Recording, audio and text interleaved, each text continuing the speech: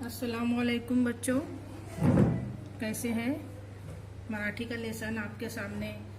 अनाथांची आई हम लोग ने थोड़ा एक पैराग्राफ पढ़ा था ना, अब आज हम लोग उसको पूरा पढ़ेंगे। ठीक है। मैं शफीका मिस मराठी का 10वीं का जो हमारा पहला लेसन है वो मैं स्टार्ट कर रही हूँ। देखो ये यहाँ से ये हमारा पैराग्राफ है दूसरा, यहाँ से स्टार्ट कर रही हूँ। हम लोग ने पहले पढ़ा था कि अनाथांची आई या पाठात इसके सबक में कि सिंधुताई सपकाळ का घर कहाँ पर है, उनका पता, ग्राम शाला जो स्कूल है उनकी, वो सब के बारे में हमने यहाँ पर पढ़ा था। और वो स्कूल जाने की इच्छा व्यक्त करती है तो आई उनको डांट देती है उनकी माँ। ये सब हमने पढ़ा था। अब आगे हम लोग यहाँ से पढ़ेंगे। देखो बच्चों ये हमारा पैराग्राफ है। ठीक है।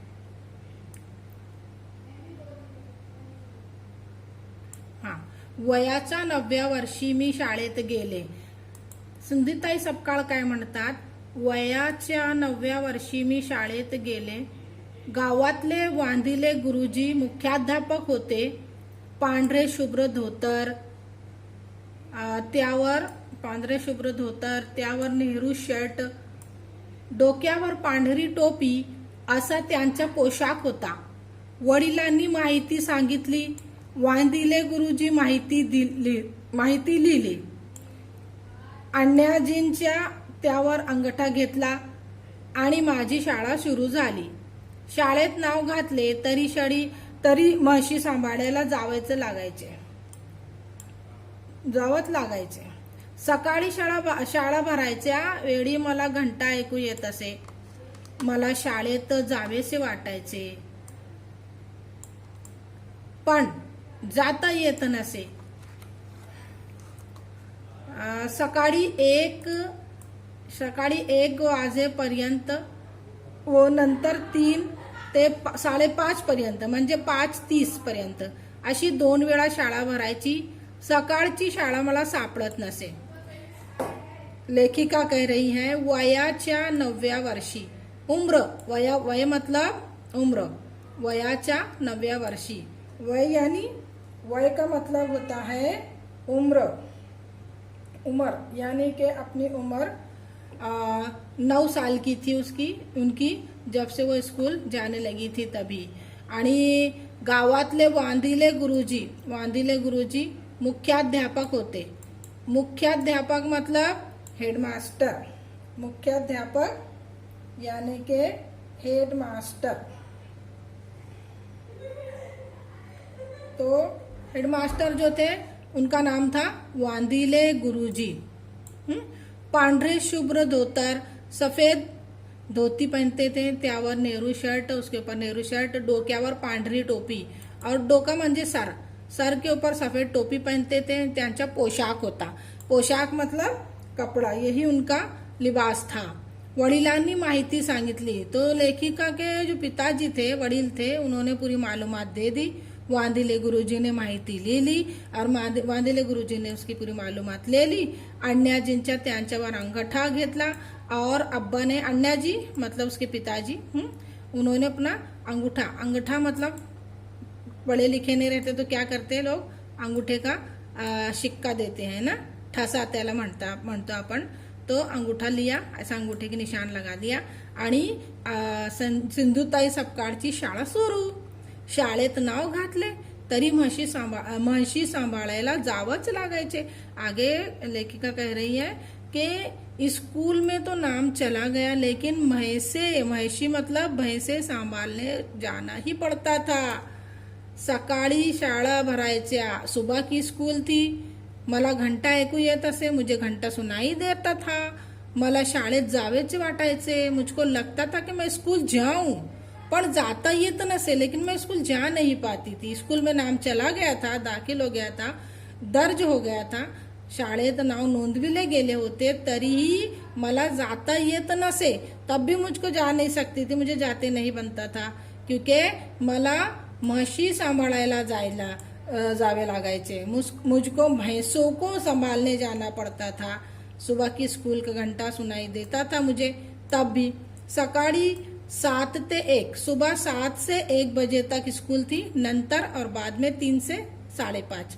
3 से 5:30 के दरम्यान अशी 2 वेळा शाळा भरायची. 2 दिन स्कूल भरा, 2 टाइम स्कूल भरा करती थी. सकाळची शाळा मला सापड़त नसे. सुबह में मेरी स्कूल मुझको नहीं मिल पाती थी. सापड़ने मतलब मिलना, मुझे स्कूल जा नहीं पाती थी, मुझे स्कूल मिल नहीं पाती थी. म्हशी चारायला गेले की शाळेजवळ, तब मैं भैंस चराने के लिए जाया करती थी. और जब भी मैं भैंस चराने जाती थी की शाळेजवळ खालच्या बाजूला जो छोटा डोह होता ना, त्यात म्हशी डुंबत बसत. तो मैं स्कूल ही के पास एक छोटा सा डोह था. डोह का मतलब होता है तालाब, एक छोटा सा दबान जिसको कहेंगे. डोह का मतलब होता है छोटा सा पानी जमा हुआ. पाण्याचा डोह, पानी जमा हुआ, जहाँ पानी जमा होता है उसको कहते हैं पाण्याचा डोह. तो वहीं पर जमे हुए पानी में छोटी सी झील था, वहां पर वो भैंसों को छोड़ देती थी और भैंस उसमें डुंबत असे यानी डूबते हुए बैठे रहते थे. मग मी 1-2 तास निवांत होत असे. तब मैं 1-2 घंटे के लिए मुझे फुर्सत मिल जाती थी. निवांत का मतलब होता है फुर्सत मिलना. निवांत यानी फुर्सत हो जाना, थोड़ा 2 घंटे के लिए फ्री हो जाना. मुक्त जिसको कहेंगे, फुर्सत मिलना मतलब मुक्त. तो निवांत होणे मतलब मुक्त हो जाना. तेव्हा शाळेच्या राहिलेल्या अर्धा वेळ मी पाटीचा फुटका तुकडा आणि फाटके पुस्तक घेऊन शाळेत जात असे. तब मैं क्या करती थी, अपने पास पाटी का थोड़ा सा टुकड़ा था, फुटा हुआ वो भी, आणि फाटके पुस्तक और फटी हुई पुस्तक मतलब किताब. मेरे पास किताब फटी हुई थी और फटा हुआ पाटी का टुकड़ा था, यही लेकर मैं स्कूल जाया करती थी. शाळेत जात असे. देखो, लेखिके के पास बिल्कुल भी स्कूल जाने के लिए कोई सामान नहीं था. कोई कॉपी, किताब, यहाँ तक के पाटी भी नहीं थी. पाटी का एक टुकड़ा था फूटा हुआ, वो लेकर जाती थी. शाळा भरलेलीच असायचे. जब भी ये स्कूल जाया करती थी, स्कूल भरी रहती थी, क्योंकि ये ती उशिरा जायची, वो देर से जाया करती थी. काही मुले मोठमोठ्याने 1-2 असे पाळे सुरात म्हणत असे. जब भी ये स्कूल जाया करती थी तो बच्चे अक्सर पाड़े पढ़ा करते थे. पाड़े का मतलब होता है पहाड़े. 1, 2, 3 पहाड़े होता है ना, उसको कहते हैं हम पहाड़े. ये वो है. तो इस तरीके से बच्चे लोग गिनती गिना करते थे. पहाड़े का मतलब होता है गणती. 1, 2, 3 सी गणती. तो पहाड़े बनते थे मतलब गणती गिनत. ऐसे फिर से लिख देती हूँ बच्चों, पहाड़े यानी गणती. तो 1, 2 की ये गिनती गिनते रहते थे. तीसरी आणि चौथीला वांदिले गुरुजी शिकवत असे. तीसरी और चौथी को वांदिले गुरुजी सिखाते थे. तर पहली दूसरीला कांबळे गुरुजी शिकवत असे. पहली और दूसरी को कांबळे गुरुजी सिखाते थे. मतलब उस स्कूल में 2 गुरुजी थे, 2 उस्ताद थे. एक तो कांबळे गुरुजी और एक तो वांदिले गुरुजी. और वांदिले गुरुजी कौन थे? वांदिले गुरुजी मुख्याध्यापक थे.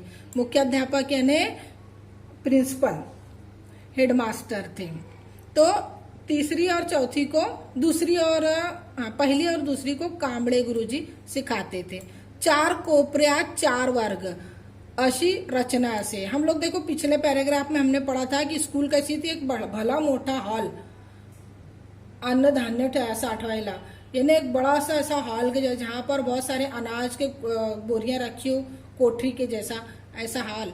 तो वैसे 4 उसका कोना था. कोपरा मतलब कोपरा यानी कोना है, कोना.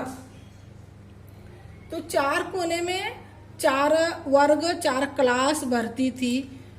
मी वर्गात गेले, मैं क्लास में गई की मुले मुली म्हणत. तो बच्चे बोलते थे, गुरुजी चिंदी आत्ताच शाळेत आली. देखो, गुरुजी चिंदी अभी आई. आता म्हणजे अभी, आता का मतलब अभी, बस जस्ट आई है, मतलब लेट आई है, उशिरा आई है ना. वांदिले गुरुजी माझ्याकडे रागाने पाहत. अब वांदिले गुरुजी क्या करते थे, इसकी तरफ बहुत गुस्से से देखते थे. क्यों? क्योंकि ये जो है सिंधुताई सपकाळ, ये अक्सर लेट हो जाती थी, इसीलिए बहुत ही राग यानी गुस्से से देखते थे. राग का दूसरा मतलब है संताप भी होता है. दूसरा समानार्थी शब्द यानी संताप. राग संताप। तो इस तरीके से वो बहुत गुस्से से देखते थे। पण कांबळे गुरुजी, लेकिन वहां पर एक और भी दूसरे गुरुजी थे जो कांबळे गुरुजी थे, आवश्यक डोळे मला, गुरुजींचे आश्वासक डोळे मला ना बोलता सांगत ये बस वर्गात। तो जो कांबळे गुरुजी थे वो उसको आश्वासन देते थे। आश्वासन, आश्वासक मतलब आश्वासन देना, यानी कि तसल्ली देना। आश्वासन, तसल्ली देते थे कि चल, यानी आंखों ही आंखों में बोलते थे हाँ चल बैठ। माझ्यावर त्यांनी खूप माया केली, मुझ पर बहुत प्यार करते थे, मुझ पर बहुत रहम करते थे। मी शाळेत उशिरा गेले की रागवत नसे। कांबळे गुरुजी बिल्कुल नहीं रागवत असे, बिल्कुल भी नहीं गुस्सा किया करते थे। त्यांची उबदार माया नसती तर मी थोडीफार शिकले तेवढेही शाळा शिकले नव्हते। अगर उनका माया, उनकी ममता, माया मतलब ममता, उबदार माया, यानी माँ के जैसी ममता अगर मेरे साथ नहीं होती तो मैं जो जितना सीखी थी थोडीफार ते पण शिकले नव्हते, वो भी मैं सीखी नहीं होती। आयुष्याच्या वैराण वाळवंटात अशी सावली असावी तशी मला गुरुजींची माया वाटायची। ऐसे मुझको गुरुजी की माया लगती थी। जैसे आयुष्य मतलब जिंदगी, वैराण मतलब वीरान। तो गुरुजी की माया, गुरुजी का प्यार, उनकी जो हमदर्दी थी मुझे ऐसे लगती थी जैसे किसी वीरान रेगिस्तान में एक छांव मिल गई हो। सावली मतलब छांव, वैराण यानी वीरान, वैराण वीरान यानी के शांत एकदम माहौल जहाँ पर रहता है उसको बोलते हैं वैराण। तो ऐसा माहौल जैसे मुझे लगता था कि कहीं बहुत दम वीरान रेगिस्तान है। वाळवंट मतलब रेगिस्तान, वाळवंट यानी रेगिस्तान, कोई सूने सकले रेगिस्तान में मुझे कोई छांव मिल गई हो, सावली, मुझे छांव मिल गई हो कहीं, ऐसा मुझे लगने लगता था। कांबळे गुरुजी जब मुझको बहुत ही प्यार से बोलते थे चल आके बैठ जा। गुरुजींची माया वाटायची अशी मला, मुझको ऐसे उनका प्यार लगता था। गुरुजी पाटीवर ग म असे लिहून देत। अक्सर गुरुजी पाटी पर ग म म्हणजे मूळ अक्षरे लिहून देत, मूळ अक्षर वगैरह लिख देते थे, हुरूफ तहजी लिख दिया करते थे आणि परत परत लिहायला सांगत और बार बार लिखने के लिए मुझको कहा करते थे। ते विचारत जेवलीस का, वो मुझको पूछते थे तूने खाना खाया। जेवलीस मतलब खाया क्या, मला काय बुलावे ते कळत नसे और मैं क्या बोलूं मुझको समझता ही नहीं था। शाळेची घंटा झाली मतलब वो जो गुरुजी थे कांबळे गुरुजी, वो सिंधुताई सपकाळ से बहुत ही मोहब्बत रखते थे और ये भी पूछते थे खाना वाना खाया कि नहीं खाया। तब सिंधुताई सपकाळ जो थी वो तो खाना तो खा ही नहीं रहती थी, इसलिए क्या बोलूं कुछ समझ में नहीं आता था, इसलिए चुप रहती थी। शाळेची घंटा झाली की सर्व मुले मुली जेवायला बसत। तो स्कूल की घंटा होती थी मतलब रेसेस वगैरह होती थी तो बच्चे खाने के लिए बैठते थे। मी त्यांच्या तोंडाकडे बघत असे तो मैं हमेशा उनका मुंह बस देखते रहती थी क्योंकि इनके पास तो खाना रहता ही नहीं था। पोटात भूक लागलेली असे, पेट में तो भूक लगी रहती थी।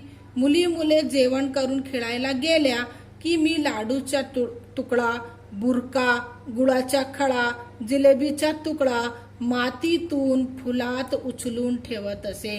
देखो जब बच्चे खा पी के, जितने भी बच्चे वहाँ स्कूल के खेलते खेलते खाते थे मैदान में, खा पी के निकल जाते थे कि मी म्हणजे सिंधुताई सपकाळ म्हणते कि लाडूचा टुकड़ा, तो उनके जो टुकड़े जो गिरे हुए रहते थे, लड्डू का टुकड़ा कहीं पर भुरका, कोई चूड़ा वगैरह, गुड़ाचा खड़ा, कोई गुड़ लाता था तो गुड़ का खड़ा गिर जाता था, जिलेबी, कुछ लोग जिलेबियां वगैरह लाते तो जिलेबी का टुकड़ा गिर जाता था।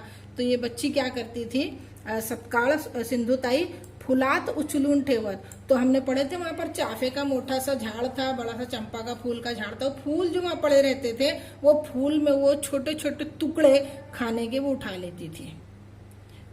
सर्वांना वाटायचे। जब वो उठाती थी तो बाकी लोगों को क्या लगता था कि मी चाफ्याचे फुले गोळा करते, तो बाकी बच्चों को लगता था कि ये बच्ची क्या कर रही है, चंपा के फूल गोला जमा कर रही है। गोळा करने मतलब जमा करना। पण त्या फुलातला माती लागलेला तो अन्नाचा कण, लेकिन उस फूल में मट्टी लगा हुआ जो अनाज के कण जो थे, चाफ्याच्या सुगंधाने चवदार वो गोड लागायचा। तो वो जो अन्न, वो जो अनाज जो बच्चे गिरा के गए होते थे, वो फूलों में वो उठा लेती थी, और वो फूलों में वो जो मिट्टी के साथ लगा हुआ वो टुकड़ा, उसको बहुत ज्यादा चवदार लागायचे। चवदार मतलब टेस्टी, बहुत ज्यादा टेस्टी, वो गोड़ मीठा, बहुत ही चवदार, टेस्टी, लज्जतदार और मीठा लगता था। क्यों? क्योंकि उसको भूख लगी रहती थी बच्ची को, और उसके पास खाने के लिए कुछ नहीं रहता था।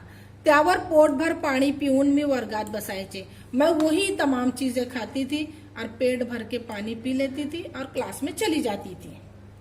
कधी कधी म्हशीमुळे दिवस दिवस शाळेत जाता येत नसे। कभी कभी तो जब भैंसें बहुत ज्यादा जल्दी निकलती नहीं थी, यानी जब चराने के लिए जाती थी भैंस, जल्दी घर ला नहीं पाती थी भैंसों को, ऐसे वक्त में वो स्कूल जा ही नहीं पाती थी। आमच्या चिखल दऱ्यात भराडी नावाची एक वनस्पति येते। तो कवि लेखिका कह रही है कि जब मैं स्कूल नहीं जा पाती थी भैंसों के लिए, भैंसों की वजह से, तो हमारे चिखल दड़े में, हमारे यहाँ के गांव के चिखल मतलब, चिखल का मतलब होता है कीचड़, कीचड़ में उगा हुआ एक भराड़ी का वनस्पति, वनस्पति का मतलब है नबातात, यानी एक छोटा सा झाड़। चिखल दड़ात मतलब चिखल से भरा हुआ, चिखल यानी कीचड़। तो कीचड़ में जो भरा हुआ रहता था वो भराडी नावाचा एक झाड़, भराडी नावाचा झाड़। तो वो झाड़ जो था, चांगले तळ हाता एवढे मोठे पान, अच्छा खासा हथेली के इतना बड़ा सा पत्ता था उस झाड़ को। तळ हात म्हणजे हथेली के इतना, तळ हात यानी हथेली, हथेली के उतना, हाथ के इतना उसका पत्ता था, आणि त्याला खाली एक काटा असे, और उसके नीचे काटा भी लगा होता था। भराड़ी नाम का जो झाड़ था उसमें एक बड़ा सा पत्ता था और पत्ते के नीचे काटा भी लगा होता था। त्या भराडीचा काटा है माझे पेन। तो लेखिका क्या कह रही है? वही भराड़ी का काटा मानो उसका पेन था, और भराडीचे पान म्हणजे माझे कागज असे, और वही भराड़ी जो झाड़ था उसका कागज, उसका पत्ता मानो इसका कागज था। इन्हें काटे को पेन बनाती थी और पत्ते को कागज बनाती थी। म्हशी मागे जात जात और भैंसों के पीछे जाते जाते अ आ ई उ अशी अक्षरे लिहिणे मी शिकू लागले। इन्हें भैंसों को चराती भी थी और भैंसों के पीछे जाते जाते अ आ ई ऐसे मूल अक्षरे, व्यंजन, स्वर व्यंजन वगैरह वो पढ़ती भी थी और खुद से सीखती थी। खुद से वो वही भराड़ी के पत्ते पर उसके कांटे से लिख लिख कर वो सीखा करती थी। असे निसर्गाचा सोबतीने लिहिले मैंने से कुदरत, निसर्ग मतलब कुदरत, मैंने कुदरती चीजों से उसके साथ रहकर बहुत कुछ सीख लिया। म्हणून शिकलेले कधीच विसरता आले नहीं। और यही मेरा सीखा हुआ था, यही मैंने तालीम हासिल की, यही मेरा एजुकेशन था, और जो कभी मुझे भूलते नहीं आया, मैं कभी उसको नहीं भूल पाई। विसरने यानी भूल जाना। तो जब हम खुद से कुछ सीखे रहेंगे तो कभी नहीं भूलते हैं, और कोई कुदरती चीजों से हम खुद प्रैक्टिकली कोई चीज सीखे रहते हैं तो हम कभी नहीं भूले रहते हैं। तो सिंधु ताई के साथ बिल्कुल ऐसा ही हुआ। फिर उसके बाद अशी हाफ टाइम शाळा, देखो हाफ टाइम शाळा इंग्लिश वर्ड आया है, हाफ टाइम शाळा, आधी स्कूल किया करती थी सिंधु ताई सपकाळ। मी चौथी पर्यंत आले। कभी भैंस को चराने के लिए जंगल में जाती थी, कभी स्कूल जाती थी, कभी इधर जाती थी, और स्कूल कभी नहीं आती थी, कभी कभी आधा दिन स्कूल जाया करती थी। इस तरीके से चलती रही जिंदगी, और पढ़ते पढ़ते वो चौथी तक आ गई। गोपुरीला केंद्र शाळा का काय होती? गोपुरीला केंद्र शाळा की काय होती? तिथे चौथीची परीक्षा होती। अब गोपुरी नाम का एक गांव था। जब ये चौथी में आई, चौथी की परीक्षा तो होनी थी अगली क्लास में जाने के लिए, इसीलिए चौथी की परीक्षा उस दौरान, उस जमाने में चौथी की परीक्षा फाइनल हुआ करती थी। तो गोपुरी नाम के गांव में सेंटर वाली शाळा थी, स्कूल का केंद्र शाळा मतलब जो मेन बड़ी शाळा, बड़ी स्कूल जिसको कहते हैं, वहां थी मरकज वाली स्कूल। तिथे चौथीची परीक्षा होती, वहां पर चौथी की परीक्षा दी मैंने। वहां जाकर मी पास झाले और मैं पास हो गई। शाळेत रिझल्ट आणायला गेले मैं खुशी खुशी गई स्कूल में रिजल्ट लाने के लिए. तर वांदिले गुरुजी म्हणाले, तब वांदिले गुरुजीने मुझसे कहा, चिंदे तू पास झालीस. चिंदे तू पास हो गई. हैरत से बोला उस उन्होंने. वही वांदिले गुरुजी जो सिंधु ताई पर गुस्सा करते थे कि आती नहीं है स्कूल में ठीक से सही से. तो उनको बहुत हैरत लगी, चिंधी तू पास हो गई. और उसको हैरत से पूछे, आता चिंधी नावाची चिमणी उड़ून जाणार. और वही जो प्रिंसिपल थे उनको हौसला दिया और क्या कहा कि अरे अब चिंधी नाम की जो चिमणी है, चिमणी मतलब चिड़िया, चिमणी यानी चिड़िया, चिंधी नाम की जो चिमणी है वो तो अब उड़ जाएगी. हाँ, यानी अब कुछ बनेगी, आगे बढ़ेगी, ऐसा उन्होंने उसको हौसला दिया. मी ते कागद घेऊन बाहेर पडले. मैं वो कागज ली रिझल्ट का और जल्दी से बाहर निकली. पण पुन्हा वळून शाळेकडे पाहत होते और मैं मुड़कर स्कूल की तरफ देख रही थी. त्या भिंतीवर चुन्याने लिहिले बुनियादी ग्रामशाळा पिंपरी ही अक्षरे पुसट होत होती. त्यावरची शाई आसवांच्या त्या पाण्यात कागदभर पसरत होती. अशी माझी शाळा. देखो ऐसे उनकी ये पहली स्कूल थी कि जो कागज रिजल्ट लेके तो बाहर निकली, लेकिन मुड़ कर वड़ून मतलब मुड़ कर वो देखती जा रही थी कि उसके जो, और क्या देख रही थी, स्कूल की भिंत पर.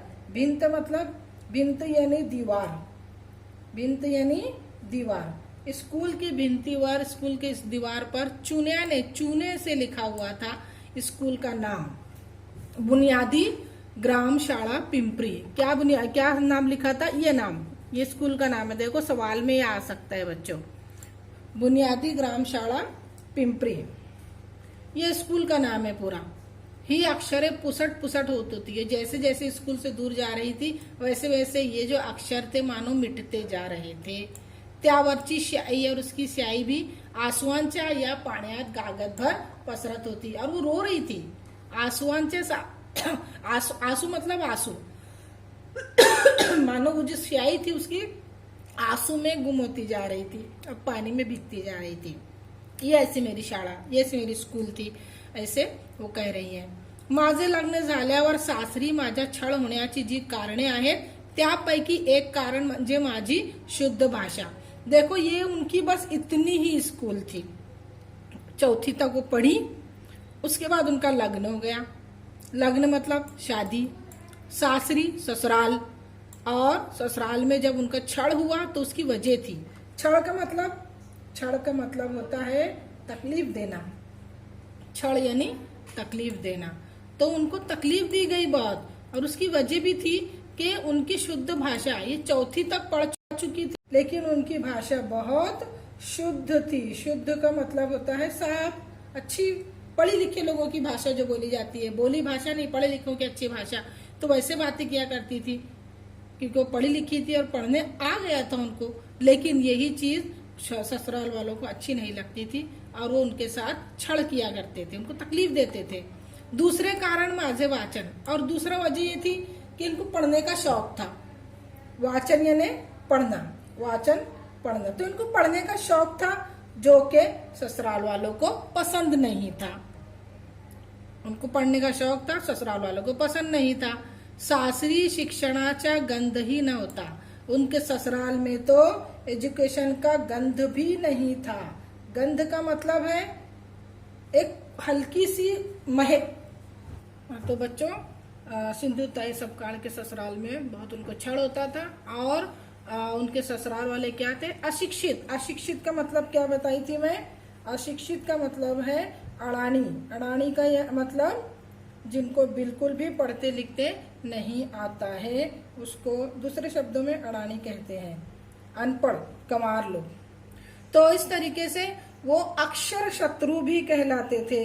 अक्षर शत्रु का मतलब है अल्फाज के दुश्मन.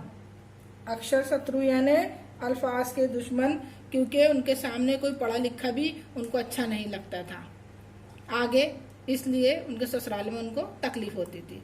त्यांना काहीही वाचता येत नसल्यामुळे त्यांच्या समोर मी वाचायला कागद हातात घेतला की त्यांच्या कपाळाला आठ्या पाडायचा. उनके सामने कुछ भी पढ़ने के लिए अगर मैं कागज हाथ में लेती थी तो उनके माथे पर बल पड़ जाता था। कपाळाला आठ्या पडायच्या मतलब माथे पर बल पड़ना। तो क्योंकि उनको बुरा लगता था। पुढे पुढे मी चोरून वाचायला लागले। आगे आगे मैं चोरी से पढ़ने लगी। चोरून वाचणे मतलब चोरी से पढ़ना। वाण सामानाचे कागद चोळामोळा करून उंदीर घुशीच्या बिळात ठेवायला लागले। वाण सामान का मतलब होता है किराने का सामान। किराना, घर में अक्सर किराना आता है तो उसकी पुड़िया बनकर आती है। किराना यानी पुड़िया बनाकर बेचते थे पहले, कुछ प्लास्टिक वगैरह में बेचते नहीं थे, इसीलिए जो भी सामान आता था घर में तो उसको पुड़ियों में देते थे, कागज की पुड़िया बांध के। तो वाणिज्य से जो सामान आता था यानी किराने के दुकान से जो सामान आता था तो उसका कागज चौड़ा मोड़ा करके यानी ऐसा उसको हाथ में दबा के चौड़ा करके उंदीर घुशीच्या बिळात ठेवायची। वो उंदीर और घुशी, उंदीर मतलब उंदीर यानी चूहा और घूसों के बिल में डाल दिया करती थी, सिर्फ इसलिए कि बाद में उसको पढ़ते आ जा सके, मैं उसको पढ़ सकूं इसके लिए। बिल यानी बिल। इतना छुपकर इतनी चोरी से वो पढ़ती थी, लेकिन पढ़ती थी। एकदा गदिमाची एक कविता छापलेला एक कागद सापडला। गदिमा एक कवि का नाम है। उसको एक दिन कुछ कविता मिल गई कागज में और उसे पढ़ना चाहती थी। वो एक शेर मिला उसको पढ़ने में, या यूं कहिए कि नज़म या कोई ऐसा शायरी जो गदिमा नाम के कवि ने लिखा था। तो वो पढ़ने के लिए, ये कविता थी उसकी, वो पढ़ने के लिए ये कागज उसको मिल गया। वो उसको रख ली, छापलेला रख ली। माऊलीच्या दुगपारी आले मृगाचे तुषार, भुके जल्या तान्हा समतोंड पसरी शिवार। ये इसका मतलब है माऊली का मतलब है माँ, यानी वो कविता का मतलब कुछ ये है। ये दो शेर का बहुत छोटी सी शेर है, यहाँ पर पूरी कविता नहीं है, लेकिन यही उसको पढ़ने का मौका मिला और वो भी पढ़ने लगी। उसमें लिखा था कि माँ के दूध में मानो मृगाचे तुषार का मतलब है तेजी, मृग का मतलब है बारिश। माँ का दूध मानो बारिश की तेजी के जैसा उसके लिए है। आणि भूके जल्या तान्हा, और जो भूखा हुआ बच्चा है, तान्हा मतलब बच्चा, तोंड पसरे शिवार, और खेत बिल्कुल ऐसे ही, शिवार ने खेत बिल्कुल ऐसे ही मुंह पसार के खड़ा है जैसे कोई मावली अपने बच्चे के लिए दूध दे रही है। इसी तरह खेत मुंह पसार के पड़ा है कि अभी भूखे हुए तान्हे यानी भूकेले बच्चे के समान बारिश का बूंद शिवार पर पड़ेगा और खेतों में पानी पड़ने से उसकी भूख मिट जाएगी। तो ये जो कविता की लाइनें हैं ये उसको पसंद थी और ये इसे पढ़ने के लिए वो उसे छुपा कर रख दी थी। मी वाचनाची भूकेली होती, और मैं तो भूखी थी ही पढ़ने की। जैसे शिवार भूखा था, जैसे खेत भूखे थे पानी की बूंद के लिए, जैसे माँ बच्चा भूखा था माँ के दूध के लिए, वैसे ही मैं भूखी थी पढ़ने के लिए। ओडी मला भुरळ घालत होत्या, यानी कि जो लाइन थी कविता की, ये लाइनें मुझको अपनी तरफ खींच रही थी, मुझको गुंग कर रही थी। त्या दिवशी घरात बरीच गर्दी होती। उस दिन घर में बहुत सारी गर्दी थी, बहुत सारे लोग थे। मी त्यामुळे घरापासून दूर जाऊन एका मोठ्या दरात बिळात तो कागद ठेवला। इसीलिए वो कागज, जो कविता का जो कागज हाथ में था, मैंने घर से दूर जाकर एक बिल में डाल दिया कि मैं इत्मीनान से उसको बाद में पढ़ूंगी। मला हाताला मुंगूस चावला, लेकिन मैं जिस बिल में उसको डाला वो बिल मुंगूस का था। मुंगूस का मतलब क्या होता है बच्चों मालूम? मुंगूस का मतलब होता है नेवला। तुम लोग देखे हो कि नहीं मुझे नहीं पता, लेकिन मुंगूस यानी नेवला, ये उर्दू में नेवला कहते हैं। चूहे के जैसा ही रहता है, घूस के जैसा बड़ा रहता है। तो वो चूहा घूस का बिल नहीं था, बल्कि वो मुंगूस का बिल था, और वहीं पर इसने डाला कागज, तो उसको उसने चावला मतलब काट लिया, मुंगूस ने काट लिया। तर कवितेतील मृगाच्या तृषावर माझ्या रक्ताची धार सुरू झाली। जैसे कविता के बारिश की तुषार, बारिश की तेजी से कविता में दिखाई दे रही थी, वैसे मेरे हाथ से खून बहने लगा था, खून की धार पड़ गई थी। जणू माझ्या ज्ञान तृषेचा अभिषेक झाला। मानो मैं अड़चन में थी और मेरी इच्छा और भी बढ़ गई। अड़चन मतलब तकलीफ, समस्या तो थी, पढ़ नहीं पा रही थी, लेकिन फिर भी मुझे और पढ़ने की चाहत बढ़ गई, मेरी इच्छा और भी ज्यादा बढ़ गई। मला वाचनाची इतकी आतून ओढ का असावी, मुझको पढ़ने का इतना शौक क्यों था अंदर से? आतून यानी अंदर से, ओढ इन्हें बहुत ज्यादा शौक था, एडापण जिसको कहेंगे, पागलपन. मी प्रवाहाच्या उलट वाहत असल्यामुळे मला हा त्रास होत होता. और मुझको ऐसा लग रहा था जैसे नदी का बहाव जिस तरफ होता है, मैं उसके उल्टे दिशा में जा रही हूँ. प्रवाह मतलब बहाव, प्रवाह मतलब बहाव, और मैं उसकी उल्टी दिशा में कभी जाऊंगी. यानी कि लोग वहां पर पढ़ना पसंद नहीं करते थे और मैं वहां पर पढ़ने की कोशिश कर रही थी. तो मुझे तो तकलीफ होनी ही थी, मेरे ससुराल में मुझे तकलीफ होनी ही थी. तो इस प्रवाह के उलट में जाने से मैं तकलीफ में आ गई थी. मी प्रवाहातून झोकून दिले नाही स्वतःला. मैं अपने आप को, स्वतः मतलब आपको, प्रवाह मतलब क्या बताई मैंने, प्रवाह यानी बहाव. लोग वहां जिस तरीके से थे मैं उसे अपने आप को नहीं झोंकी उसमें, उस माहौल में मैं अपने आप को ढाल नहीं पाई. स्वतःला मतलब खुद को, स्वतः यानी खुद. तो मैं अपने आप को उन लोगों के जैसा बना ही नहीं पाई, इसलिए मुझे तकलीफ हो रही थी. तो स्वतःला मला सापडलेली शिक्षणाची अनोखी पाऊलवाट ठेच काढत रक्तबंबाळ होत होती, मी चालत राहिले. लेकिन मुझे जो तालीम का जो मुझे एक पाउल वाट मिली थी, जो पगडंडी मुझे मिली थी, उस पर मैं लगातार चलती रही, कभी नहीं रुकी मैं उसके बाद. पाउल वाट का मतलब होता है पगडंडी. अनोखी पाउल वाट ठेच काढत होती, और ये एक अनोखी पगडंडी जी थी जो मुझको बार बार ठोकर लगा रही थी. ठेच काढणे मतलब ठोकर लगाना. रक्त बंबाळ होत होती, मी चालत रहे, और मैं खून में मानो लथपथ थी. मतलब ऐसी वो ऐसी पगडंडी थी, वो ऐसी जिंदगी का ऐसा सफर था कि मैं बार बार वहां पर जख्मी हो जाती थी, यानी बार बार मुझको तकलीफ होती थी. इस तरीके से एका रात्री घरच्यांनी घराबाहेर काढले. अब इसी की वजह से ये हुआ कि एक रात घर वालों ने मुझे घर के बाहर निकाल दिया, घराबाहेर पाठवून दिले, घर के बाहेर निकाल दिया. मी एकटी बाई जवळ एक लहान तान्हे बाळ. एक तो मैं अकेली बाई और मेरे पास जवळ तान्हे बाळ, बहुत ही छोटा सा नन्हा सा बच्चा. तान्हे बाळ यानी नन्हा सा बच्चा था मेरे गोद में, और मैं अकेली, और मुझको निकाल दिया गया घर से. मी खऱ्या अर्थाने तेव्हा अनाथ झाले होते, और पहली बार मुझे एहसास हुआ कि मैं सचमुच अनाथ हो गई थी उस दिन, क्योंकि मेरे पास सिर्फ मेरा एक बच्चा था गोद में, वो भी बहुत छोटा, और मेरे आगे पीछे कोई नहीं था. पण माझ्यातली स्त्री शक्ती जागृत झाली. लेकिन मेरे अंदर की जो औरत की शक्ति थी, स्त्री शक्ति यानी औरत के अंदर की ताकत, कुछ भी कर सकती है, ये जागृत हो गई है, बेदार हो गई. स्त्री शक्ति यानी औरत की ताकत. स्त्री यानी औरत, और शक्ति का मतलब होता है ताकत. मेरे अंदर की जो ताकत थी मानो जाग गई. मी अनाथ झाले, मैं तो अनाथ हुई, मैं यतीम हुई, तरी रडू चालणार नव्हते. लेकिन रोकर चलने वाला नहीं था. रडून चालणार नव्हते, रोकर चलने वाला नहीं था. काय करावे ते मला कळत नव्हते. अब मैं क्या करूं. रात के वक्त मुझे घर से निकाल दिया गया, मुझे कुछ समझ में नहीं आ रहा था. पण निश्चयाने ठरले, लेकिन मैंने बिल्कुल फैसला कर लिया था, निर्धार केला, अहद कर लिया था, आपण अनाथ राहायचे नाही. हमने कभी अनाथ नहीं रहना है, स्वनाथ व्हायचे. स्वनाथ यानी खुद कफील रहूं मैं, खुद का बोझ खुद उठाऊं, और यही भावना के साथ जणू पुढे मला अनेक अनाथांची आई व्हायचे होते. ये भावना मानो मुझे आगे दूसरे के बच्चों के लिए, दूसरे अनाथों के लिए एक माँ का रूप दे दिया, और मैं एक माँ के रूप में मानो मुझे बनना था आगे. तो बच्चों समझ में आया तुमको ये सबक. अनाथांची आई, ये अनाथ हुई, लेकिन बहुत सारे बच्चों को आगे चलकर इन्होंने गोद लिया और उनकी परवरिश की. ये हमेशा स्वनाथ बनी रही. ठीक है, चलो आज का सबक हम यहीं पर खत्म करेंगे. अगले पीरियड में हम लोग इसमें के कुछ सवालात को हल करने की कोशिश करेंगे. अल्लाह हाफिज.